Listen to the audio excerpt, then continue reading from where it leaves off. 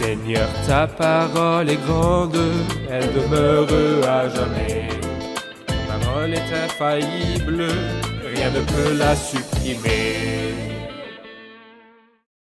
Bienvenue à vous, chers téléspectateurs, ainsi qu'à tous nos téléspectateurs dans le monde entier, dans un nouvel épisode de notre émission quotidienne d'études toute la Bible, dans laquelle nous présentons une étude complète de tous les livres de la Bible, de la Genèse à l'Apocalypse. Nous sommes arrivés dans notre étude au livre des Nombres, qui est le 4e livre de la Bible, au chapitre 23 et 24. Dans le dernier épisode, au chapitre 22, nous nous sommes arrêtés sur Balak qui essayait de demander à Balaam de maudire le peuple. Que fera Balaam? Sera-t-il capable de maudire le peuple? Ou bien Dieu interviendra-t-il et mettra-t-il les paroles de bénédiction dans sa bouche? C'est ce que nous allons apprendre dans l'épisode d'aujourd'hui. Permettez-moi au début de l'épisode d'accueillir notre invité que nous sommes honorés d'avoir avec nous, le Dr Issam Azat. Bienvenue, Dr Issam. Merci, frère Ayad, et bienvenue à vous. Bienvenue à nos invités aussi, soyez les bienvenus. Dr Issam, pourriez-vous nous donner une idée des sujets des chapitres 23 et 24, les titres principaux? Il forme un seul sujet, qui est celui de la transformation de Balaam et comment Dieu ne lui a permis de prononcer que des paroles de bénédiction au lieu des malédictions. Parfait. Le chapitre 23 évoque les 3 situations dans lesquelles Balak demande à Balaam de maudire le peuple. Mais à chaque fois, le Seigneur l'inspirait à dire une bénédiction. Puis le chapitre 24 parle de la 3e bénédiction, et à la fin du chapitre, il mentionne comment le Seigneur non seulement lui a fait dire le contraire des désirs de Balak, mais il a mis sur la langue de ce prétendu prophète l'une des plus belles prophéties, car comme il lui a fait dire « Le meilleur sur le peuple aussi exténué soit-il », il lui a donné de proclamer l'une des plus belles prophéties sur le Seigneur Jésus. Parfait, je vous remercie. Bien sûr, avant de lire le chapitre 23, il a clôturé le chapitre 22 par cette phrase. Le lendemain matin, Balak prit Balaam et le fit monter à Bamoth-Bal, d'où Balaam put voir une partie du peuple d'Israël. Depuis ce point, Balaam allait essayer de maudire le peuple. Première étape. Pour la première fois, le mot Baal ou Bamoth-Bal est mentionné dans la Bible, et ce Baal est le dieu des Phéniciens, dont nous entendrons beaucoup parler par la suite dans les livres historiques sur le peuple qui s'est mis à suivre Baal. Je vais lire quelques versets du chapitre 23, puis revenir vers vous avec une question. Balaam dit à Balak, « Construis-moi ici 7 autels et prépare-moi ici 7 taureaux et 7 béliers. » Balak fit ce que Balaam avait dit, et Balak et Balaam offrirent un taureau et un bélier sur chaque autel. Balaam dit à Balak, « Tiens-toi près de ton holocauste, tandis que je m'éloignerai, peut-être que l'Éternel viendra à ma rencontre. Je te dirai alors ce qu'il me révélera. » Et il se rendit sur une hauteur. Dieu vint à la rencontre de Balaam, et Balaam lui dit, « J'ai dressé 7 autels, et j'ai offert un taureau et un bélier sur chaque autel. » L'Éternel mit des paroles dans la bouche de Balaam, et lui dit, « Retourne vers Balak, et transmets-lui ce message. » Balaam retourna vers Balak, celui-ci se tenait près de son holocauste avec tous les chefs de Moab. Balaam prononça son oracle.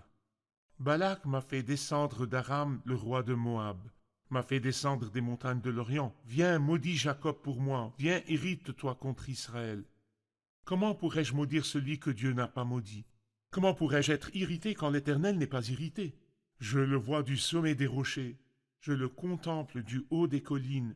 C'est un peuple qui habite à part et qui ne fait pas partie des nations. Qui peut compter la poussière de Jacob et dire à quel nombre correspond le quart d'Israël? Que je meure de la mort des justes et que ma fin soit semblable à la leur. » Balak dit à Balaam, « Que m'as-tu fait?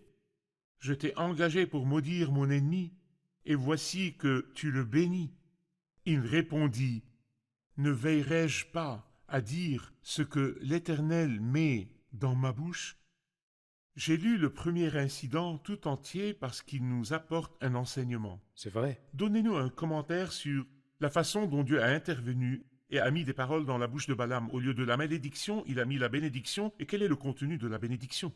Nous avons tout le temps une admiration pour Dieu. Mais certaines fois, nous touchons davantage que ce Dieu est incomparable et nous l'adorons pour cela. Qui dirait, de celui qui mange, il sort ce qui se mange. Nous disons toujours, pourquoi laisse-t-il donc Balaam partir? Oui. Dieu pouvait-il ne pas laisser Balaam partir? Bien sûr. Pourquoi donc l'a-t-il laissé? Si Balaam ne l'avait pas fait, ces bénédictions n'auraient pas été dites C'est et vrai. nous n'aurions pas vu ce magnifique spectacle. Même quand Dieu permet à l'ennemi d'agir, c'est pour nous montrer ses doigts qui font ça. Dans Deutéronome 23, verset 5, nous lisons « Mais l'Éternel, ton Dieu, a changé la malédiction en bénédiction. » Franchement, dans cet incident, la malédiction que Balaam allait jeter, Dieu l'a changée en bénédiction et c'est ce qui s'est vraiment passé. Nous voyons dans cette scène Dieu aux commandes. Dieu vint à la rencontre de Balaam. C'est au verset 4. « L'Éternel mit des paroles dans la bouche de Balaam. Et il dit, ce que l'Éternel met dans ma bouche. » Il y a deux paysages. Dans le premier, Balaam a une apparence spirituelle. Je consulterai l'Éternel Oui. et je ferai ce qu'il me dira. Et il s'en va. Voyez-vous comment? Et cela nous montre l'immensité de la tromperie qui se trouve chez ceux qui traitent directement avec les démons, comme s'ils nous vendaient une marchandise divine. Non, toutes les paroles qui contiennent une marchandise divine ne sont pas divines. Est-ce possible que quelqu'un ait dans la bouche une marchandise divine et dans le cœur autre chose? Oui, la Bible parle de Balaam et nous dit qui est Balaam et quel était son cœur et ce qu'il voulait. Deuxièmement, l'Éternel vint à la rencontre de Balaam, qui a construit des autels et offert des sacrifices et les appelait des holocaustes et des trucs comme ça, que des Un imitations spectacle terribles. convenable. Puis le Seigneur mit des paroles dans la bouche de Balaam qui allait maudire, et lui dit « Retourne vers Balak et transmets ce message. Retourne vers Balak et dis-lui ce que je pense de ce peuple. » Puis les belles paroles sont venues et Balaam prononça son oracle. D'Aram, etc., comme vous l'avez lu, viens maudit, Jacob pour moi, viens hérite-toi contre Israël. Et il prononce une série de bénédictions. La première, le pouvoir absolu de Dieu. Comment pourrais-je maudire celui que Dieu n'a pas maudit? Dieu veut le bénir, comment pourrais-je le maudire? Y a-t-il une force démoniaque? Oui. Est-ce que la force démoniaque annule-t-elle la pensée divine? Non. Au début, il parle de l'autorité absolue de Dieu, et je dirais plus l'autorité absolue de Dieu dans le choix. Parfait. Ce n'est pas non plus un mérite, mais Dieu a voulu le bénir. Les Qui suis-je décisions pour de le Dieu. maudire? Les décisions de Tout Dieu. à fait. Et laissez-moi citer le fameux verset de Romains 8. Qui accusera Ceux que Dieu a choisis. ce que Dieu a choisi, c'est Dieu qui les déclare justes. Qui les condamnera, quel que soit l'aspect extérieur de la personne? Et c'est ce qui est arrivé ici. Et puis, comment pourrais-je être irrité quand l'Éternel n'est pas irrité? Je le vois du sommet des rochers, je le contemple du haut des collines. Puis cette deuxième très belle vérité, sa particularité. C'est un peuple qui habite à part. Les gens qui appartiennent à Dieu Sont différents. complètement différents. Différents dans leur relation avec Dieu et dans leur protection divine. Différents aussi par l'aspect. Différents par le comportement. C'est un peuple qui habite à part et qui ne fait pas partie. Des nations. Ne le considérez pas comme les autres. Ne le scrutez pas comme vous scrutez les autres peuples. C'est une autre histoire. Puis il parle de la grandeur du peuple. Qui peut compter la poussière? Qui peut compter la poussière là? Ça veut dire que c'est bien plus grand que cela. Qui peut compter la poussière de Jacob? Et dire à quel nombre correspond le quart d'Israël? Même pas le quart. Et tu m'amènes à le voir tout entier et à le maudire tout entier? Puis il prononce les paroles de désir qu'il a eues quand il a vu ces gens-là et senti qu'ils étaient différents. Il a dit « J'aimerais mourir comme eux, que je meure, de la mort des justes et que ma fin soit semblable à la leur. » Ce qui a choqué Balak, évidemment, comme nous le saurons par la suite. Bien sûr, pour clôturer cette partie, pour qu'il meure de la mort des justes, il doit mener la vie des justes. Il doit être juste, C'est vrai. mener une vie de C'est juste vrai. et à la fin mourir de la mort Et des c'est la justes. fin de tous ceux qui prétendent et mettent la robe de la religion, l'habit du culte spirituel, mais leur vie est loin de Dieu. C'est encore autre chose. Chose très particulière. Savez-vous que les personnes qui pactisent avec les démons se sentent importantes? Elles se sentent plus importantes que les autres, et l'inverse est vrai. Et c'est un roi qui l'a fait venir. Comme si le roi ne pouvait agir sans lui. Voyez-vous l'ostentation? A-t-il le sentiment? Que le peuple est meilleur que Il est lui? meilleur que lui, Oui. et il a une amertume qu'il ne peut pas cacher et qui de temps à autre ressort, tout comme ici. C'est vrai. Que je meurs, oui, mais tu mènes la grande vie et le roi a besoin de toi. Mais au fond de lui, il sait pertinemment qu'il a besoin de quelque chose qu'il n'a Je pas. vous remercie, nous prenons une pause, puis nous reviendrons pour une question.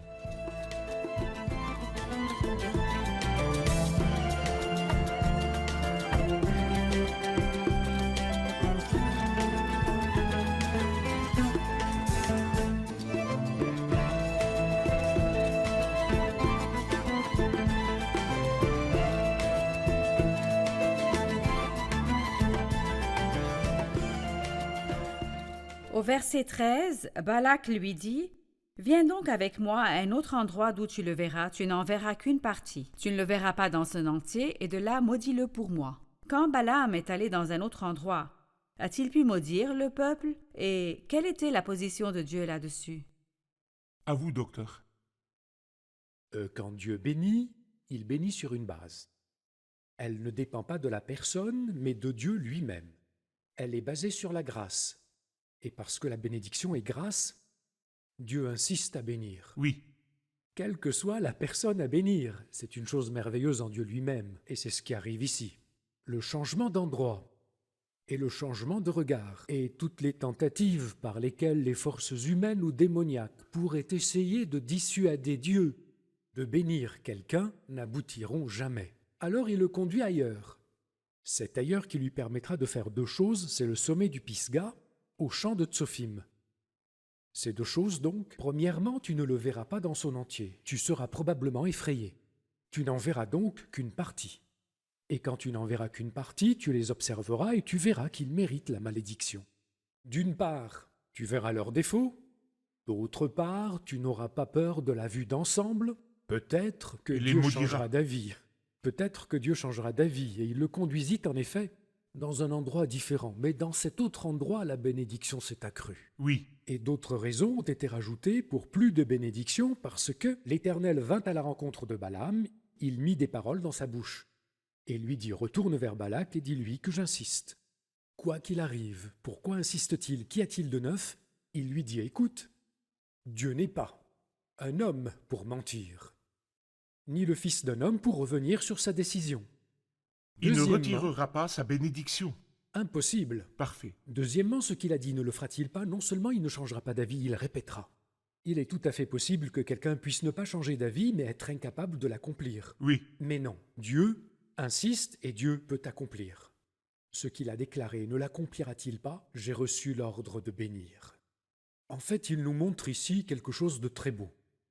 L'expiation et la justification, cela n'a pas d'autre interprétation. Et ça n'a pas d'interprétation pratique. Il dit, il n'aperçoit pas. C'est Dieu qui n'aperçoit pas. Écoutez bien la raison. Il n'aperçoit pas de mal, pas moi Balaam qui n'aperçoit pas. Dieu n'aperçoit pas de mal en Jacob. il ne voit pas d'injustice. Il ne voit pas d'injustice. En Israël, c'est quoi au juste ce regard de Dieu? Son peuple est justifié Oui. parce qu'ils sont en Christ. Il ne voit que Christ est pour nous alors. Il voit le Christ, et Christ est sans défaut. Il voit alors son peuple en Christ sans défaut. Puis il dit, l'Éternel, son Dieu, est avec lui. Et encore, chez lui retentit l'acclamation réservée au roi. Puis as-tu oublié, Dieu qui les a fait sortir d'Égypte possède la force du buffle, puis apporte toutes les forces de Satan. La magie ne peut rien contre Jacob. Jacob.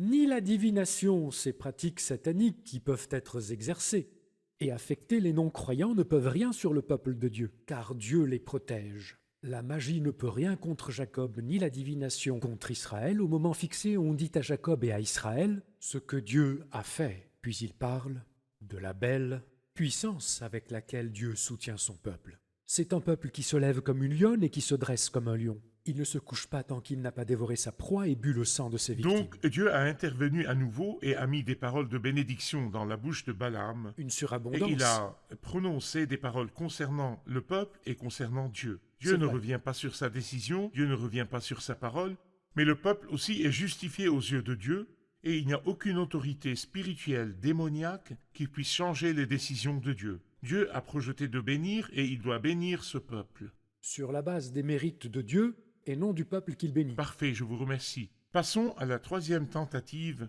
qui se trouve dans la dernière partie du chapitre 23 avec 24. C'est vrai. Il dit, Balak dit à Balaam, viens donc, je vais te conduire à un autre endroit. Peut-être Dieu trouvera-t-il bon que de là tu maudisses ce peuple pour moi. Balak conduisit Balaam sur le sommet du Péor, d'où l'on domine le désert. Balaam dit à Balak, construis-moi ici 7 autels et prépare-moi ici 7 taureaux et 7 béliers.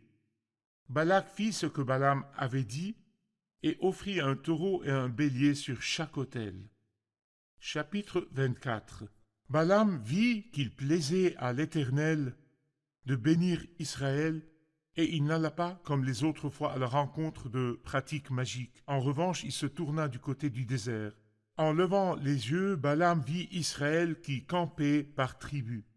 Alors l'Esprit de Dieu fut sur lui. Balaam prononça son oracle. Déclaration de Balaam, fils de Béor, déclaration de l'homme qui a l'œil ouvert.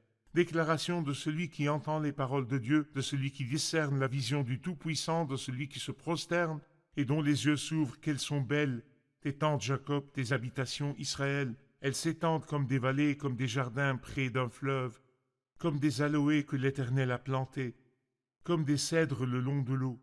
L'eau déborde de ses seaux et sa semence est abondamment arrosée. Son roi s'élève au-dessus d'Agag et son royaume devient puissant. Dieu l'a fait sortir d'Égypte. Il possède la force du buffle. Il dévore les nations qui l'attaquent. Il brise leurs os et les abat de ses flèches. Il plie les genoux. Il se couche comme un lion, comme une lionne. Qui le fera se lever? Béni soit celui qui te bénira et maudit soit celui qui te maudira. Je voudrais m'arrêter sur ces troisièmes paroles de bénédiction. Quel est leur contenu? Quel est leur contenu? Nous avons dit que Dieu insistait à bénir, n'est-ce pas? Et cela révèle encore davantage le cœur de Dieu envers ce peuple merveilleux. Et là, il parle, non des décisions et du plan de Dieu et de la manière dont il le voit, mais chose étrange, c'est qu'il parle de son état. Écoutez ce que Dieu dit. Quelles sont belles tes tentes, Jacob, tes habitations, Israël, et je pense que c'est une vision d'avenir. Notez que juste à ce moment, ils étaient épuisés et faibles, bien qu'il les verra sous peu, tout autour de la tente. Beau tableau en soi, belle apparence et plaisant pour les yeux. Mais à l'intérieur, il ne sait pas. Mais quelles sont belles tes tentes, Jacob, tes habitations, Israël. Puis, il dit des choses, laissez-moi les appeler les fruits du Saint-Esprit qui doivent se manifester dans le peuple de Dieu. Tout d'abord, il dit elles s'étendent comme des vallées. Et les vallées dans la Bible symbolisent l'humilité. Comme des jardins près d'un fleuve, ça symbolise le fruit. Comme des aloés que l'Éternel a plantés. Et je pense qu'il s'agit des arbres d'aloé, dont on utilise le bois et le parfum, et l'on dit qu'ils valent leur pesant d'or. Il continue, et comme des cèdres le long de l'eau, splendeur et majesté, puis c'est l'irrigation, l'eau déborde de ses seaux, non seulement il est irrigué, mais il arrose les autres autour de lui. Et sa semence est abondamment arrosée. Puis il dit qu'il s'élève au-dessus de tout ce qui l'entoure. Son roi s'élève au-dessus d'Agag et son royaume devient puissant. Et il parle de Dieu et de ce qu'il fait pour eux, puis il parle de la victoire, et cite les expressions dites avant, comme par exemple ce qui a été dit dans Genèse 12 et Genèse 49, « Il possède la force du buffle, il dévore les nations qui l'attaquent, il brise leurs os et les abat de ses flèches, il plie les genoux, il se couche comme un lion, comme une lionne, qui le fera se lever? Béni soit celui qui te bénira et maudit soit celui Cette qui image te maudira. » correspond-elle au peuple à l'avenir, aux Et bénédictions je pense du que règne c'est millénaire? essentiellement cela. Même ce qui a été dit dans Genèse 49, il plie les genoux, il se couche comme un lion, comme une lionne, ainsi de suite, parle de ce qui arrivera plus tard. Dieu a donc intervenu et a mis des paroles dans la bouche de Balaam, comme si les décisions de Dieu étaient d'amener ce peuple dans la condition de bénédiction millénaire, sous le règne du Christ, où le peuple sera dans un état de justice et dans un état de pureté et de piété, digne du règne du Christ C'est par vrai. la justice et la paix. Fructueux et dominant, les deux. Parfait. Nous prenons une pause, puis nous reviendrons pour une question.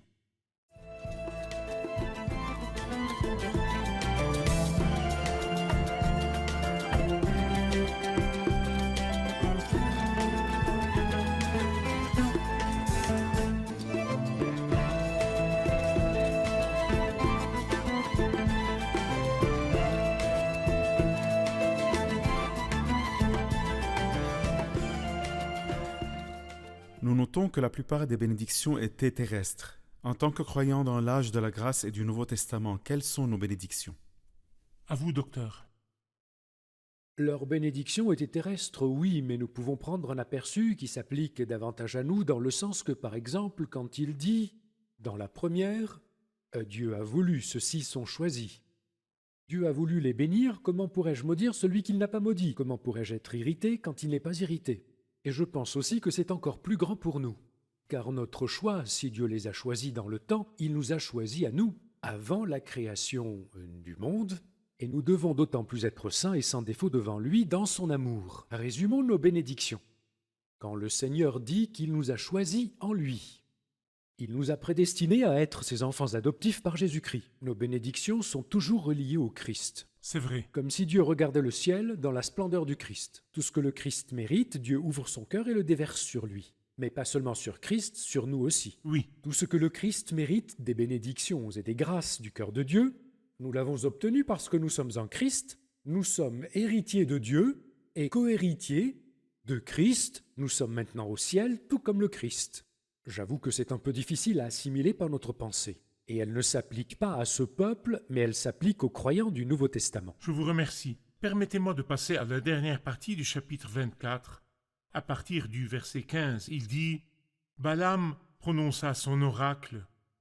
Déclaration de Balaam, fils de Béor, déclaration de l'homme qui a l'œil ouvert, déclaration de celui qui entend les paroles de Dieu, de celui qui possède la connaissance du Très-Haut, de celui qui discerne la vision du Tout-Puissant, de celui qui se prosterne et dont les yeux s'ouvrent. Je le vois, mais non pour maintenant. Je le contemple, mais non de près. Un astre sort de Jacob. Un sceptre s'élève d'Israël. Il transperce les flancs de Moab et renverse tous les descendants de Seth. Il se rend maître d'Édom. Il se rend maître de Séhir, ses ennemis. Israël manifeste sa force. Celui qui sort de Jacob règne en souverain. Il fait mourir ceux qui s'échappent des villes. Je voudrais un commentaire là-dessus. De qui parle-t-il vraiment? Si nous retournons au verset 14, il dit « Viens, je vais t'annoncer ce que ce peuple fera au tien dans l'avenir. » Parfait. Et là aussi, que dit-il?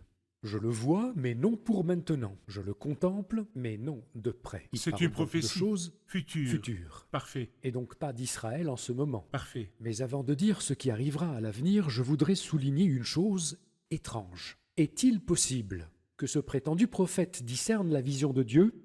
Oui. Est-il possible que Dieu le lui révèle? Oui. Il a dit déclaration de celui qui entend les paroles de Dieu. Il ne les vit pas, il les entend. Et Dieu les lui fait entendre. Dieu s'est servi de lui pour transmettre ses Exactement. paroles. Celui qui discerne la vision du Tout-Puissant, de celui qui se prosterne. Que veut dire se prosterner? Contre son gré. Oui. Et ainsi lui a fait dire les plus belles prophéties. Là, la prophétie, c'est sur la personne qui ira devant ce peuple. Qui est l'astre qui sortira de Jacob? Le Et qui est Christ. le sceptre qui s'élèvera d'Israël? Le Christ. Donc il parle de quelqu'un. Oui. Il ne parle pas du peuple ici. Oui. Quelqu'un sortira de lui.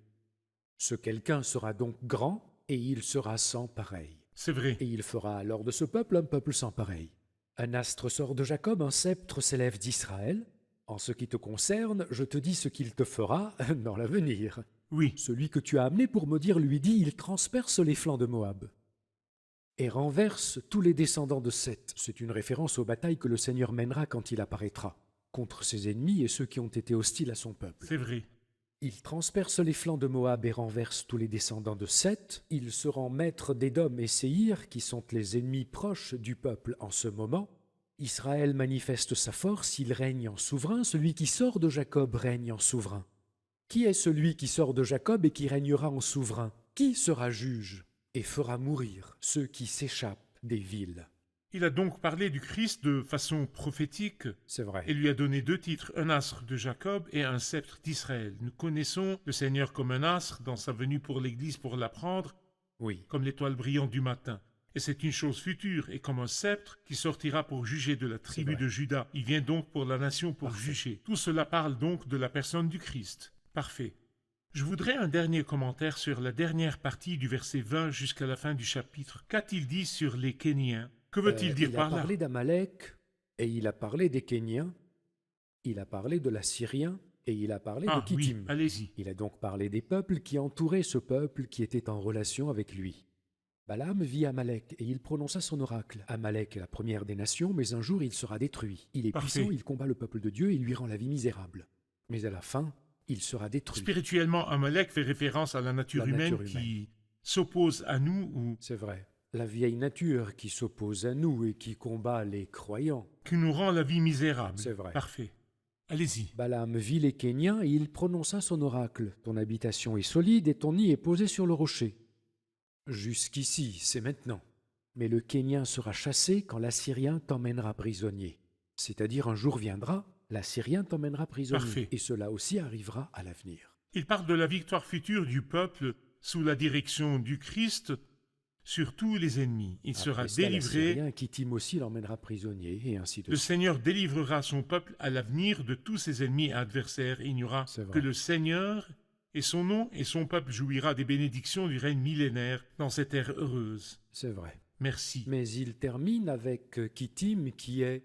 Et là, il parle de la bête, car Kittim, c'est l'Italie. Quelqu'un sortira, et même l'Assyrien qui emmenait les autres prisonniers l'emmènera prisonnier. Et le dernier qui sera complètement détruit, c'est le dernier menteur qui sortira, qui est la bête. C'est vrai. Nous savons que le Seigneur, à son apparition, fera de nombreux jugements, C'est vrai. parmi lesquels la destruction de la bête et du prétendu prophète, et des armées dans une bataille appelée la bataille du pressoir, Oui. selon Apocalypse 14. Nous sommes arrivés à la fin de l'épisode, révisons-le avec nos invités. Qu'avons-nous appris aujourd'hui?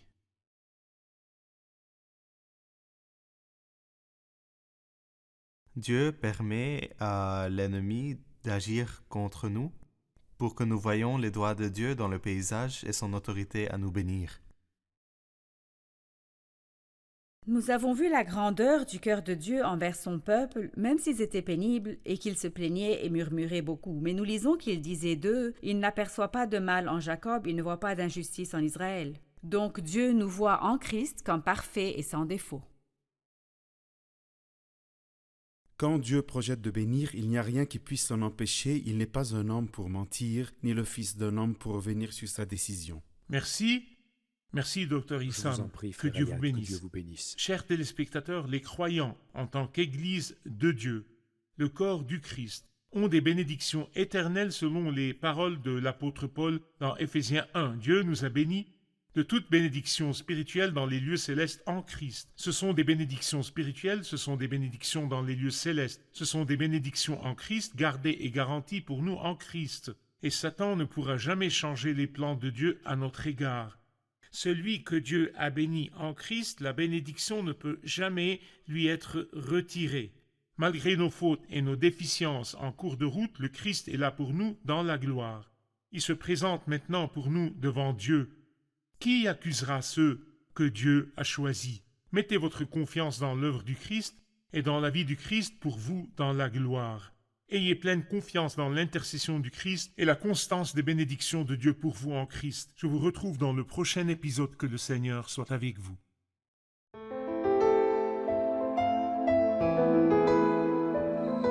Seigneur, ta parole est grande, elle demeure à jamais. Ta parole est infaillible, rien ne peut la supprimer.